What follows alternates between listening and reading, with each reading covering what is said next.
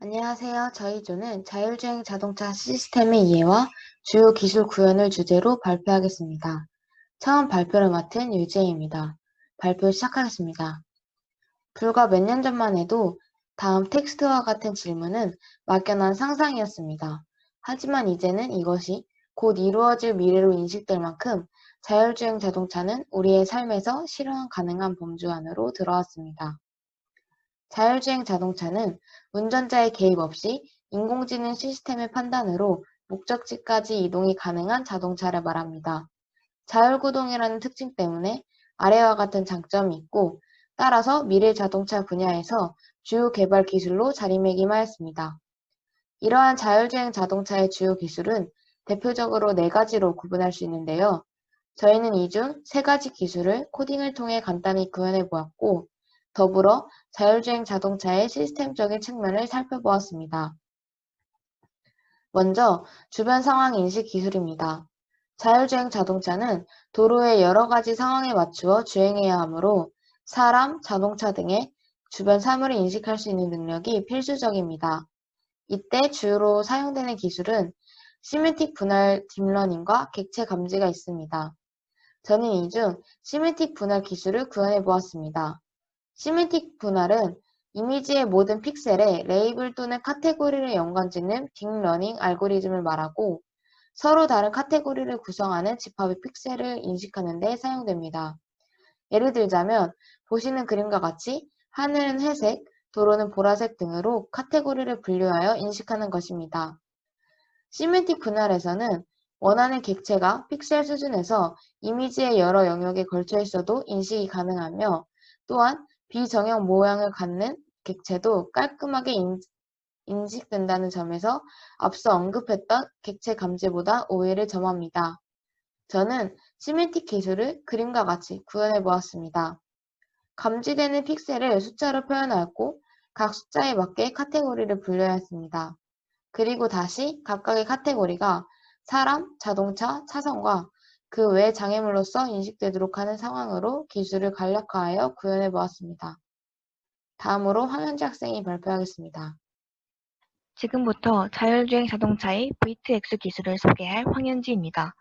V2X 기술은 Vehicle to Everything이라는 말에서 알 수 있듯이 차량과 도로 인프라, 사람 또는 다른 차량 등 차량과 모든 것들 사이의 통신을 통해 교통 상황 정보를 교환하거나 공유하는 기술을 말합니다.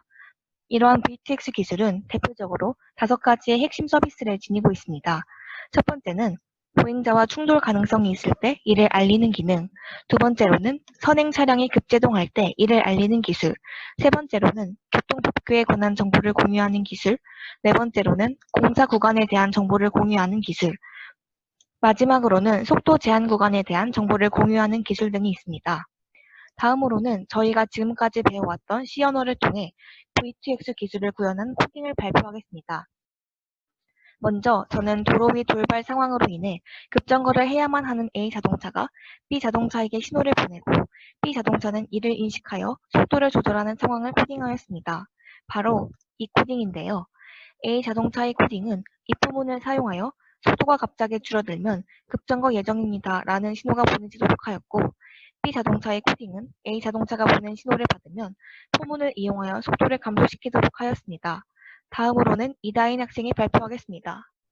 다음으로 자율주행 자동차가 주변을 인지하고 주행 전략을 결정한 후에 차량을 스스로 제어하는 마지막 기술인 차량 제어 기술에 대해 소개해 드리겠습니다. 차량 제어 기술은 주행 전략을 토대로 핸들을 조절하고 가감속 및 급배동을 하는 기술입니다. 또한 운전자에게 경고나 정보를 제공하기도 하고 차량 간의 주행 정보를 서로 교환하기도 하죠. 저는 그 중 하나인 자동 긴급 시스템에 대해 조사해봤습니다. 이 기술은 쉽게 말하자면 주행 중인 차량이 장애물을 인식하여 충돌을 방지하기 위해 자동적으로 브레이크를 작동하는 안전기술 시스템입니다.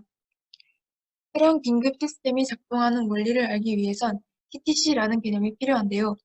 TTC란 상대의 거리를 상대 속도로 나눠주어 충돌 시간을 나타낸 것입니다. 만약 충돌 시간인 TTC보다 충돌을 방지할 수 있는 최소의 시간인 TTC 미니멈이 더 크게 되면 차량의 전방 충돌을 방지하기 위해 목표 가속도를 설정하고 그로 인해 차량이 제어됩니다. 이 과정을 C 언어 코딩으로 조건문과 반복문을 통해 간단하게 구현해 봤습니다. 먼저 TTC와 TTC 미니멈의 값을 선언 및 입력하고 TTC 미니멈의 값이 TTC보다 더 커지면 가속도가 0이 될 때까지 줄어들게 되어 차량이 제어됩니다. 다음으로 오채연 학생의 발표가 있겠습니다. 다음은 자율주행 자동차의 동향에 대해 설명드리겠습니다. 우선 자율주행 자동차의 기술 단계는 레벨 0에서 레벨 5까지 있습니다. 현재 양산되고 있는 자동차에 장착된 자율주행 기술은 대부분 레벨 2 수준이며 레벨 3 이상의 자율주행 기술은 현재 개발이 진행 중에 있습니다. 전 세계적으로는 자율주행 자동차의 글로벌 시장 규모가 2020년 64억 달러에서 연평균 41% 성장하여 2035년에는 1조 1204억 달러 규모에 달할 전망이며 특히 완전 자율주행 기능의 자동차 경우 글로벌 시장 규모는 2020년 6.6억 달러에서 연평균 84.2% 성장하여 2035년에는 6,299억 달러에 이를 것으로 예상 중에 있습니다. 현재 국내 자율주행 자동차의 시장은 미국, 유럽 시장에 비해 규모는 작은 편이나 글로벌 수준의 자동차 생산력과 IT 기술력을 바탕으로 성장 기반을 확보할 것으로 기대하고 있습니다. 이를 대변하듯 현대, 기아자동차, 현대모비스, 만도 등을 중심으로 현대적 신기술을 적용하고 있으며 기업 간 협업을 통한 개방형 연구개발도 진행 중에 있습니다. 국토교통부에서도 제도정비, 인프라 확충, 기술개발 지원 등 범정부적 지원체계 마련을 추진하고 있으며 2018년 12월 자율주행 자동차 실험도시 KCT도 준공되어 학교 및 중소기업 등 자율주행 자동차 관련 개발 업체에서 사용 중에 있습니다. 우리나라는 앞으로 세계 수준의 자동차, IT 기술력을 바탕으로 선진국과의 기술 격차를 해소하기 위해 타산업과 꾸준한 협력, 제휴가 필요할 것으로 예상되며 기계, 전자, IT 등 기술적 융합뿐만 아니라 기존 교통안전관리체계와 법 제도의 정비를 통해 미래 사회를 대비하는 교통 분야의 안전관리 정책 방향을 제시할 필요가 있을 것으로 보입니다. 이상으로 발표를 마치겠습니다. 감사합니다.